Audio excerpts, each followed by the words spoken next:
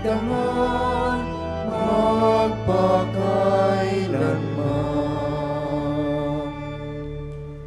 Sa ngalan ng Ama, ng Anak, at ng Espiritu Santo. Amen. Sumainyo ang Panginoon. At sumainyo rin. Mga kapatid, aminin natin ang ating mga kasalanan upang tayo'y maging marapat gumanap sa banal na pagdiriwang. Inaamin ko sa makapangyarihang Diyos at sa inyo mga kapatid, na lubha akong nagkasala sa isip, sa salita at sa gawa, at sa aking pagkukulang, kaya isinasamo ko sa mahal na Birheng Maria, sa lahat ng mga anghel at mga banal, at sa inyo mga kapatid, na ako'y ipanalangin sa Panginoong ating Diyos. Kaawaan tayo ng makapangyarihang Diyos. Patawarin tayo sa ating mga kasalanan at patnubayan tayo tungo sa buhay na walang hanggan. Amen. Panginoon, kaawaan mo kami. Panginoon, kaawaan mo kami. Kristo, kaawaan mo kami. Kristo, kaawaan mo kami. Panginoon, kaawaan mo kami. Panginoon, kaawaan mo kami. Manalangin tayo.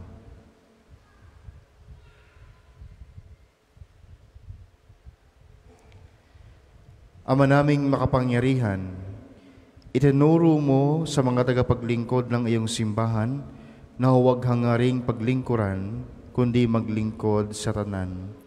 Ipagkaloob mong magkaroon ng kasipagan sa anumang ginagampanan ang mga inatasan at maging matapat maglingkod sa pagdalanging mataimtiman. Sa pamamagitan ni Jesucristo, kasama ng Espiritu Santo, magpasawalang hanggan. Amen.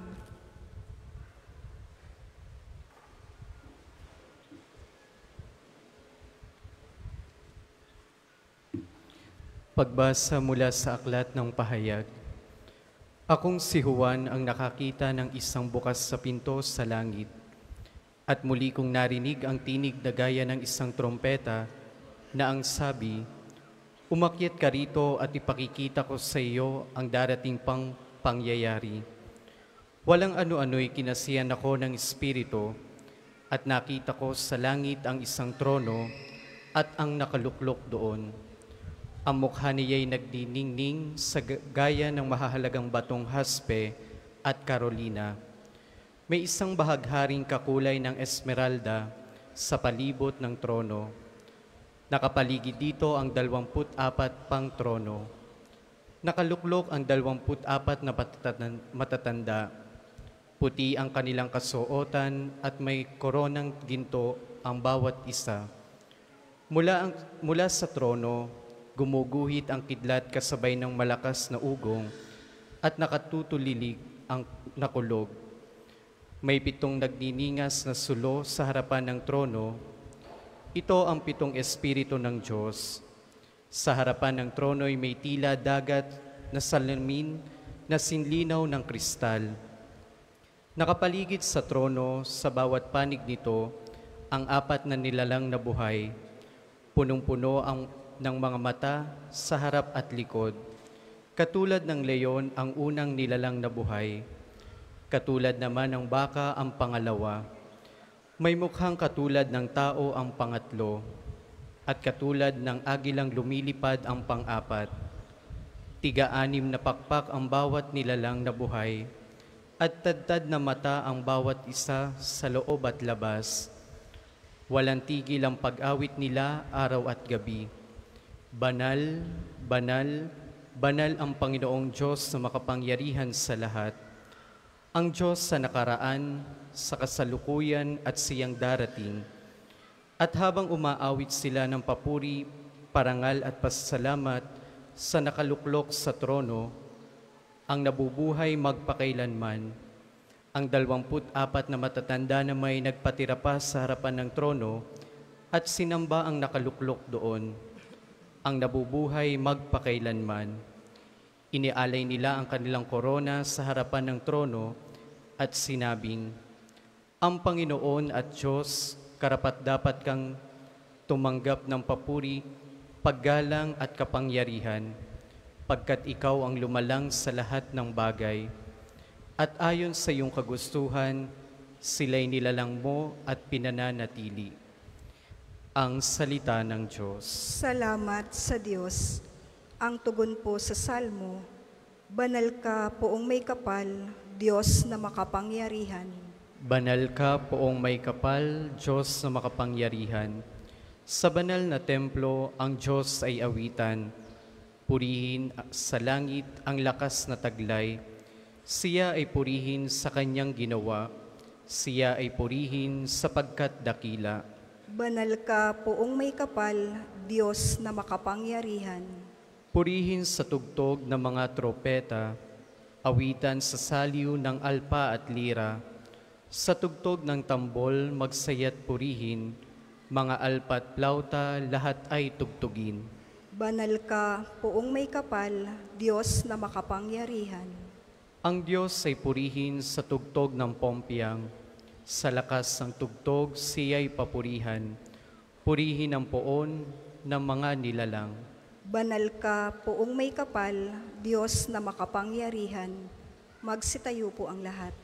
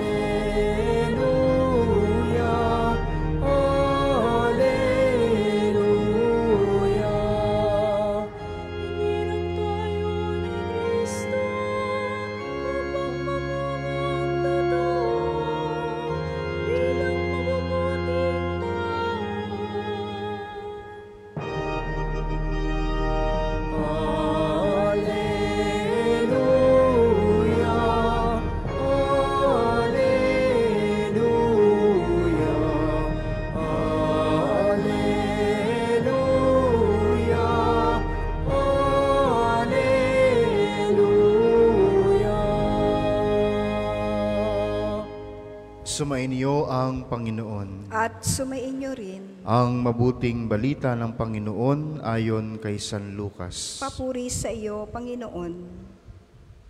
Noong panahong iyon, isinaysay ni Jesus ang isang talinhaga sa mga nakarinig ng una niyang pangungusap. Ginawa niya ito sapagkat malapit na siya sa Jerusalem. At ang akala ng mga tao ay italatag na ang kaharian ng Diyos.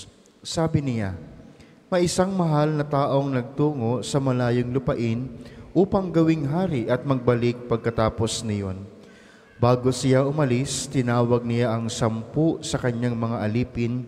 Binigyan niya ang mga ito ng tig-iisang salaping ginto at sinabihan sila, ipangalakal ninyo iyan hanggang sa pagbabalik ko.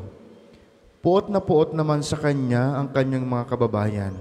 Kaya't pagkaalis niya, nagsugo sila ng mga kinatawan upang sabihin sa kinauukulan, ayaw naming maging hari ang taong ito. Ngunit ginawa ring hari ang taong iyon. Umuwi siya pagkatapos at ipinatawag ang mga aliping binigyan niya ng salaping ginto upang malaman kung gaano ang tinubo ng bawat isa. Lumapit sa kanya ang una at ang sabi, Panginoon, ang salapi ninyong ginto ay nagtubo ng 10. Magaling, sagot niya. Mabuting alipin. Yamang naging matapat ka sa kakaunting halaga, pamamahalain kita sa 10 bayan. Lumapit ang ikalawa at ang sabi, Panginoon, ang inyong salaping ginto ay nagtubo ng 5. At sinabi niya sa kaniya, mamamahala ka sa 5 bayan. Lumapit ang isa pang alipin at nagsabi, Panginoon, heto po ang inyong salaping ginto. Binalot ko sa panyo at itinago. Natatakot po ako sa inyo, sapagkat napakahigpit ninyo. Kinukuha ninyo ang hindi sa inyo at inaani ang hindi ninyo inihasik. Sinagot siya ng kanyang Panginoon, masamang alipin. Sa salita mong iyan, kita hahatulan. Alam mo palang ako'y mahigpit. Sinabi mong, kinukuha ko ang hindi sa akin at inaani ko ang hindi ko inihasik. Bakit hindi mo inilagay sa bangkong aking salapi? Pagbabalik ko sana'y may tinubo ang puhunang ito. At sinabi niya sa mga naroroon, kunin ninyo sa kanya ang salaping ginto at ibigay sa may 10. Panginoon, siya po'y mayroon ng 10 salaping ginto, wika nila. Sinasabi ko sa inyo, ang bawat mayroon ay bibigyan pa. Ngunit ang wala, kahit ang kakaunting nasa kaniya ay kukunin pa.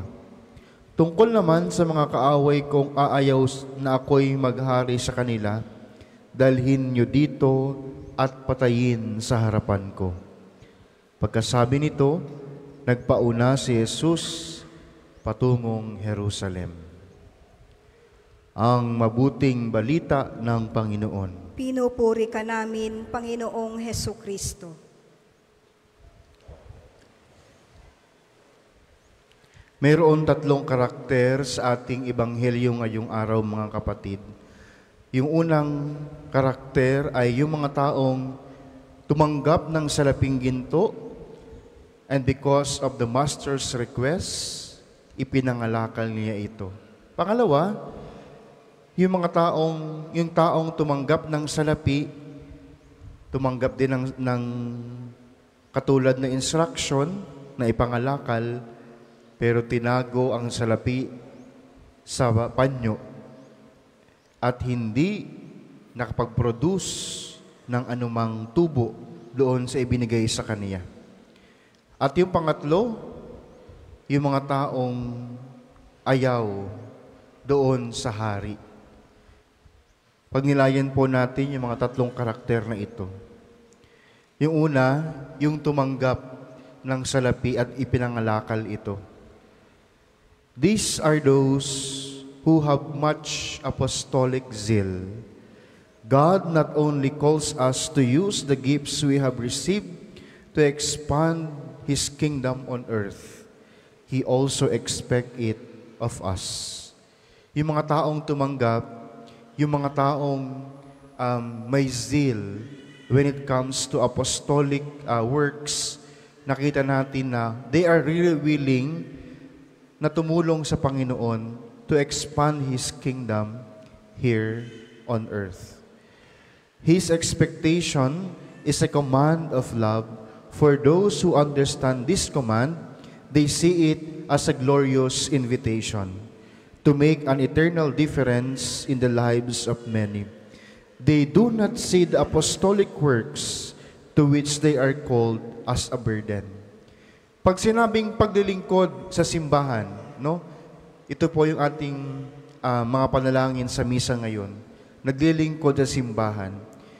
Tayo ay tinawag ng Panginoon para maglingkod, to become His fellow missionaries, na tulungan siya to expand His kingdom here on earth. At yun ay duty nating lahat. It is not only a duty of the priests, pero duty nating lahat ito na maglingkod bilang simbahan. Sa pamamagitan ng sakramento ng binyag, tayo ay naging mga anak ng Diyos. Tayo ay naging simbahan at nagkaroon tayo ng misyon para tulungan ang Diyos to build His kingdom here on earth. Kaya walang tatamad-tamad. Kahit mga laiko, mga pari, meron tayong katungkulan na ipangalap ang salita ng Diyos at bumuo, tulungan ang Diyos para buuin ang kanyang kaharian dito sa lupa. Pangalawa, ito yung mga taong sabihin nating medyo tamad or takot. The second category of people is illustrated by the one servant who kept the 1 gold coin stored away in a handkerchief out of fear. These are the people who avoid evangelizing and furthering the kingdom of God out of fear. Dahil takot itong taong ito sa ebanghelyo natin ngayon, takot siya doon sa Panginoon. Sapagkat ang sabi niya, kumukuha nga kayo ng hindi sa inyo at umaalay ng hindi kayo naghasik. Yung takot natin to help the Lord in furthering His kingdom is not an excuse. Maging inspirasyon natin yung mga martir, mga banal, mga santo, na nag-alay ng kanilang buhay para sa kaharian ng Diyos, para patunayan na si Jesus ay buhay kasama at kapiling nating lahat. Kaya mga kapatid, marami sa atin ang ganito. Kung hindi man takot, wala sa puso ang maglingkod. Wala sa puso ng isabuhay ang salita ng Diyos. Kaya po, sana, sa ating trabaho, sa ating pamilya, nakikita ito. Our willingness to serve the Lord in our family at kahit sa ating mga trabaho. Ibig sabihin, yung kaharian ng Diyos nagre-reflect sa ating pagkatao, sa ating pag-uugali, sa ating trabaho. Yung ating mga natutuhan sa ating pagsisimba linggo-linggo o araw-araw will be our inspiration to really reflect the Word of God in our lives. Dapat yun ang unahin natin. Kung gusto natin paglingkuran ang Diyos, ayusin muna natin ang ating mga sarili, ang ating pag-uugali, our relationship with one another. Hindi lamang tayo takot, kundi wala rin tayong panahon. Kahit sana yung mga simpleng effort natin na paggawa ng kabutihan sa ibang tao, pagkapakita ng kabutihan sa ibang tao, yun ay magandang halimbawa na to help the Lord in furthering His kingdom. And the third category of people is the category in which you definitely do not want you to fall. Sigurado ako, yung pangatlong mga tao na ayaw maging hari, yung hari sa ating ebanghelyo ngayon. Ayaw nilang pagharian sila ng Diyos. These are those who actively work to undermine God's kingship and reject Him as God. The world is filled with these people. Maraming ayaw pagharian ng Diyos. Tandaan natin yung sinabi ni Jesus sa ating ebanghelyo. Tungkol naman sa mga kaaway kong aayaw na ako'y maghari sa kanila, dalhin ninyo dito at patayin sa harapan ko. Parang ang lupit ng Panginoon, no? Pag sinabing ganun, dalhin nyo rito sa harapan ko at papatayin ko. Hindi naman yung literal na papatayin nga sa harapan niya. Pero pag nilayan natin, when we refuse to believe that Christ is God, o tumatanggi tayo na pagharian tayo ng Diyos sa ating buhay, mga kapatid, kamatayan nga ang naghihintay sa atin. Dahil kung tayo ay sumasampalataya na si Jesus ay Diyos, si Jesus ay hari natin, then mayroong buhay na walang hanggan. Lalong-lalo na ngayon, malapit ng Christ the King.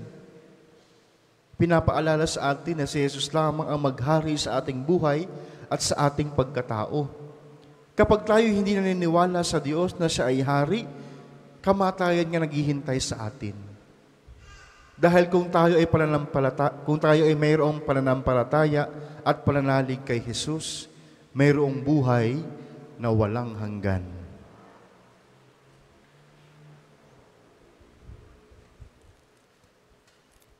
Para po sa maghahandog ng sobre, pakihulog na lamang po sa buslo.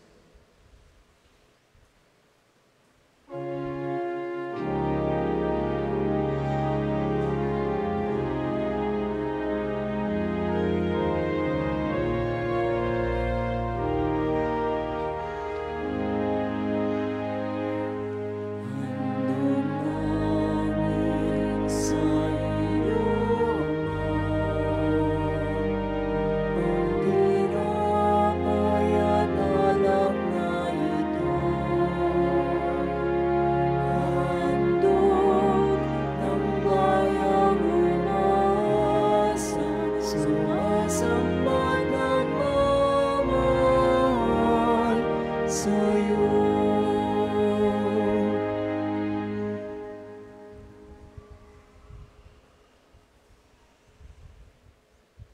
Magsitayo po ang lahat. Manalangin kayo mga kapatid upang itong ating paghahain ay kalugdan ng Diyos Amang makapangyarihan. Tanggapin nawa ng Panginoon itong paghahain sa iyong mga kamay, sa kapurihan niya at karangalan, sa ating kapakinabangan at sa buong sambayanan niyang banal.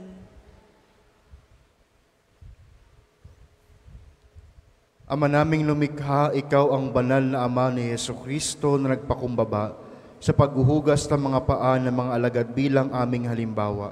Tanggapin mo ang paglilingkod ng may pagpakumbaba upang kaming gumaganap ng paghahain sa iyong dambana ay mapuspos ng Espiritu ng kababaang loob at pagkitiyaga sa pamamagitan ni Jesucristo kasama ng Espiritu Santo magpa sa walang hanggan. Amen. Sumainyo ang Panginoon. At sumainyo rin. Itaas sa Diyos ang inyong puso at diwa. Itinaas na namin sa Panginoon. Pasalamatan natin ang Panginoong ating Diyos. Marapat na siya ay pasalamatan. Ama naming makapangyarihan, tunay ngang marapat na ikaw ay aming pasalamatan sa pamamagitan ni Jesucristo na aming Panginoon. Siya ang salitang katuwang mo at kapiling noong ang lahat ng umiiral ay iyong likhain. Siya'y sinugo mo para kami sa gipit palayain, kaya't siya'y kinalingan ng mahal na Birhen na naging kaniyang inang totoo sa kapangyarihan ng Espiritu Santo. Inako niyang sundin ang loob mo at kamtin ang sambayan ng banal para sa iyo. Pinagtiisan niyang iunat sa krus ang kanyang mga kamay upang magwakas ang kamatayan at mahayag ang pagkabuhay. Kaya kaisa ng mga anghel na nagsisiawit ng papuri sa iyo ng walang humpay sa kalangitan, kami nagbubuni sa iyong kadakilaan.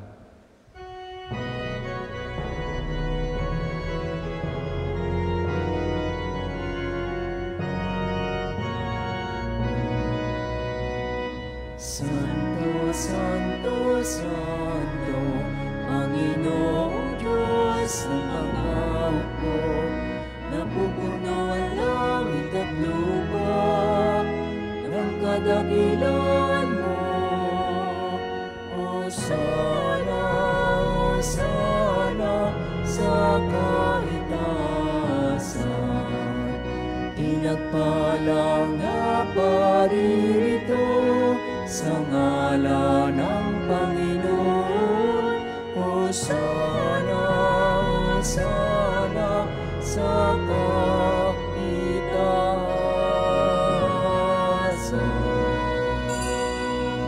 Kung hindi po kayang lumuhod, ay manatili pong nakatayo ng may paggalang.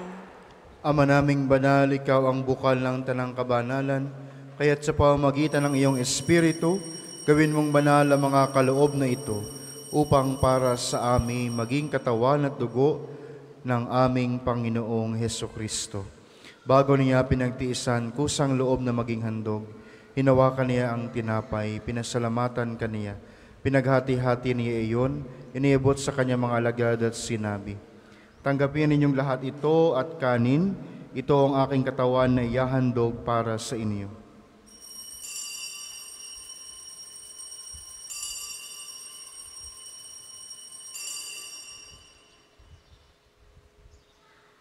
Gayun din naman noong matapos ang hapunan, hinawakan niya ang kalis, muli kaniyang pinasalamatan.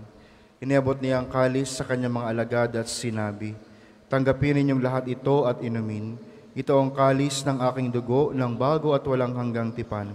Ang aking dugo na ibubuhos para sa inyo at para sa lahat. Sa pagpapatawad ng mga kasalanan, gawin ninyo ito sa pag-alaala sa akin.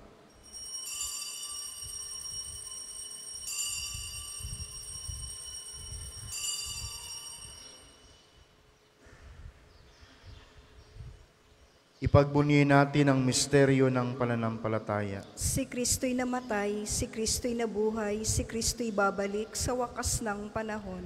Ama, ginagawa namin ngayon ang pag-alaala sa pagkamatay at muling pagkabuhay ng iyong anak.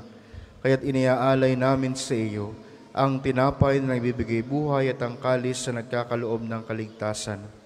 Kami nagpapasalamat dahil kami iyong minarapat at tumayo sa harap mo para maglingkod sa iyo. Sinasamo namin kaming magsalo-salo sa katawan at dugo ni Kristo ay mabuklod sa pagkakaisa sa pamamagitan ng Espiritu Santo. Amalingapin mo ang iyong simbahang laganap sa buong daigdig. Puspusin mo kami sa pag-ibig kay San Francisco na aming Papa at ni Gilbert na aming Obispo at ng Tanang Kaparian. Alalahanin mo rin ang mga kapatid naming nahimlay nang may pag-asang sila'y muling mabubuhay. Gayon din ang lahat ng mga pumanaw. Kaawaan mo sila at patuloyin sa iyong kaliwanagan. Kaawaan mo at pagindapating kaming lahat na makasalo sa iyong buhay na walang wakas. Kaysa ng Mahal na Birheng Maria na Ina ng Diyos, kaysa ni San Jose, kabiyak ng kaniyang puso, kaysa ng mga apostol at ang lahat ng mga banal na namuhay dito sa daigdig ng kalugod-lugod sa iyo, may pagdiwang nawa namin ang pagpupuri sa ikararangal mo sa pamamagitan ng iyong anak na aming Panginoong Hesukristo. Sa pamamagitan ni Kristo, kasama niya at sa Kaniya, ang lahat ng parangal at papuri ay sa iyo, Diyos Amang makapangyarihan, kasama ng Espiritu Santo, magpa sa walang hanggan. Amen. Amen. Amen. Sa tagubili ng nakagaling na utos at turo ni Jesus na Panginoon natin at Diyos, ipahayag natin ang lakas loob.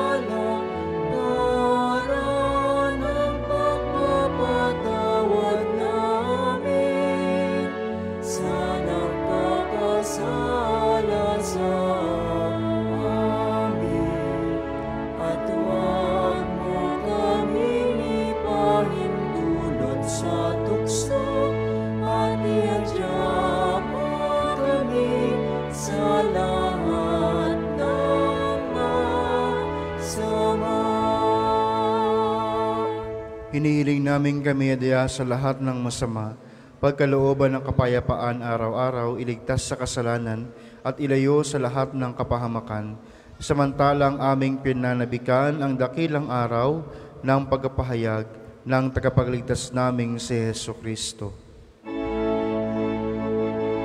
Sapagkat sa'yo nagmumula ang kaharian at kapangyarihan at ang kaluwalhatian magpasawalang hanggan. Panginoong Hesukristo, sinabi mo sa iyong mga apostol, kapayapaan ang iniiwan ko sa inyo. Ang aking kapayapaan ang ibinibigay ko sa inyo. Tunghayan mo ang aming pananampalataya at huwag ang aming pagkakasala. Pagkalooban mo kami ng kapayapaan at pagkakaisa ayon sa iyong kalooban, kasama ng Espiritu Santo, magpa sa walang hanggan. Amen. Ang kapayapaan ng Panginoon ay laging sumainyo. At sumainyo rin. Magbigayan kayo ng kapayapaan sa isa't isa.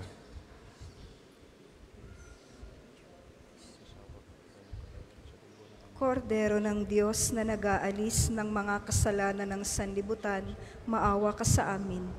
Kordero ng Diyos na nag-aalis ng mga kasalanan ng sanlibutan, maawa ka sa amin. Kordero ng Diyos na nag-aalis ng mga kasalanan ng sanlibutan, ipagkaloob mo sa amin ang kapayapaan. Kung hindi po kayang lumuhod, ay manatili pong nakatayo ng may paggalang. Ito ang kordero ng Diyos, ito ang nag-aalis ng kasalanan ng sanlibutan. Mapalad ang mga inaanayahan sa kaniyang piging. Panginoon, hindi ako karapat-dapat na magpatuloy sa iyo, ngunit sa isang salita mo lamang ay gagaling na ako.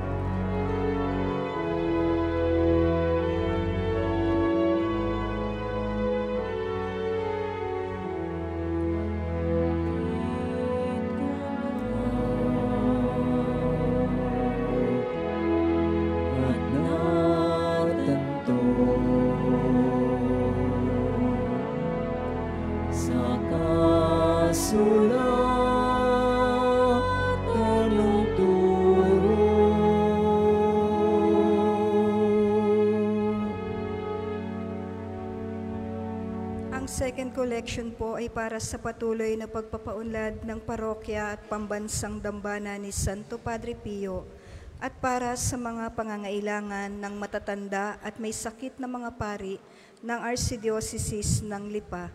Salamat po sa inyong handog.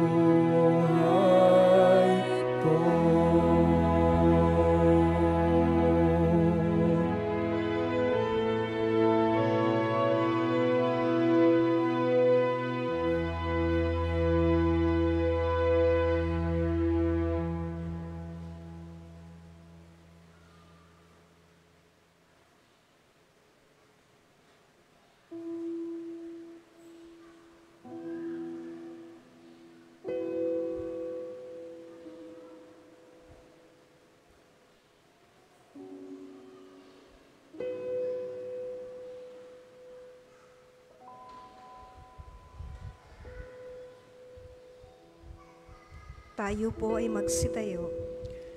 Manalangin tayo. Ama naming kapagmahal, ang iyong mga lingkod na nakinabang sa pagkait inuming banal, ay pagkalooban mong makaganap sa tungkuling idulot sa tanan, ang mabuting balita sa piging ng pag-ibig na tunay sa iyong ikadarakila at ikaliligtas ng nananalig na sambayanan sa pamamagitan ni Jesucristo kasama ng Espiritu Santo magpasawalang hanggan. Amen. Sama-sama po nating dasalin ang panalangin ng pagtitiwala kay Santo Padre Pio. Padre Pio, taga Pietrelcina, mongheng banal, pintakasing santo ng milenyong kasalukuyan, gabay namin sa pagtahak sa landasing makalangit, takbuhan sa pangangailangan, huwaran ng pagtitiis. Sa iyo namin inilalapit aming mga kagipitan, sa iyo po ibinibilin kalusugan at kabuhayan.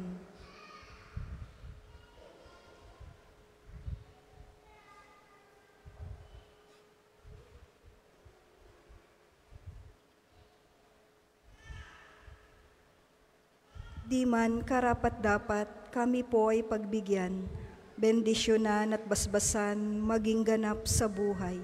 Lumayo nawa kami, umiwas sa kasalanan. Lumapit lagi sa Diyos, maging matatag at matibay. Sa mabuting balita ng pagliligtas, turuan mo kami nawa, sa tuwi na ay makinig, magnilay at sumampalataya. Amin pong pakiusap itong mga kahilingan. Puso ay nagsisisi, nagtitikang taimtiman.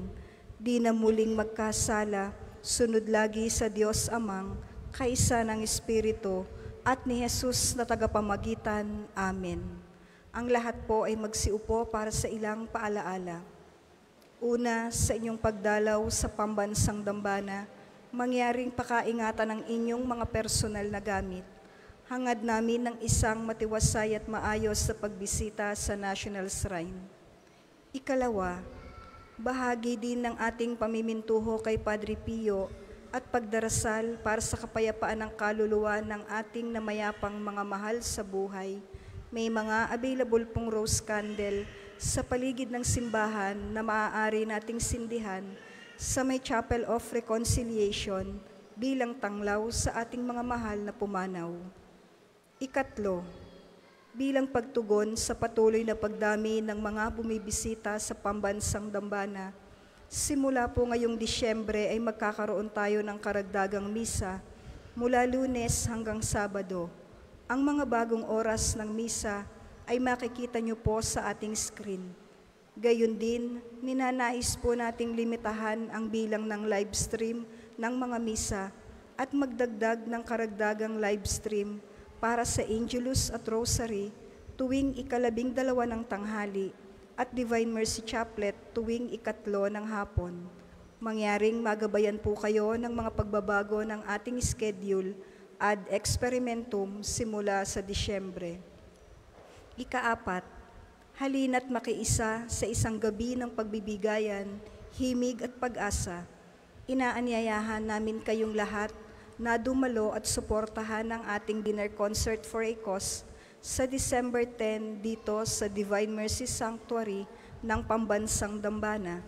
Sa halagang 2,500 piso na tiket, mararanasan nyo na ang isang dinner buffet at full concert mula kina Mito Yonting and the Drivers Band kasama ang iba pang natatanging mga awit at kaparian ng Archdiocese ng Lipa. Huwag nang magdalawang isip pa, bilhin na ang inyong tiket sa ating opisina at maging bahagi nitong natatanging okasyon para sa iisang misyon. Ika-5, bahagi pa rin po ng ating fundraising project para sa isang espesyal na pagdiriwang sa darating na Enero. Patuloy niyo pong suportahan ang ating Kapio merchandise. May mga available po tayong t-shirts at coffee mugs sa mga store outlets ng Pambansang Dambana. Sa maliit na halaga, siguradong kayo'y makakatulong na. Ika-6, pansamantala pong hindi muna makadaraan sa main arc entrance ang mga tao at sasakyan Dahil sa ginagawang rehabilitation ng NSPP Bridge, maaari pong gamitin ang lumang gate upang makapasok sa loob ng pambansang dambana. Umaasa po kami sa inyong pangunawa. Maraming salamat po. Ang susunod pong misa ay sa ganap na 12:00 ng hapon. Mangyaring salamat po at mangyaring panatilihin natin ang kalinisan, katahimikan at diwa ng pananalangin sa loob at labas ng ating mga simbahan. Magsitayo na po ang lahat para sa pagbabasbas ng religious articles. Mga kapatid, manalangin tayo sa Diyos Amang makapangyarihan upang tayo ay maging kawangis ni Kristo sa taimtim na pagdalangin sa tulong ng mga larawan at mga dasalan. Pakilabas po ang inyong mga religious articles. O Panginoong Diyos, Ikaw ang bukal ng lahat ng pagpapala at biyaya. Ibuhos mong iyong bendisyon sa mga gamit na ito sa pananalangin na nagpapaalaala ng iyong kabutihan, kabanalan at pagmamahal sa amin. Upang ang lahat na dumulog at magdasal gamit ang mga ito ay magtamo ng iyong awa at biyaya. Loobin mong tularan nila ang kabanalan at aral ng Panginoon at ng mga santo magpa sa walang hanggan. Amen. Ama namin, sumasalangit ka, sambahin ang ngalan mo, mapasa amin ang kaharian mo, sundin ang loob mo dito sa lupa para nang sa langit.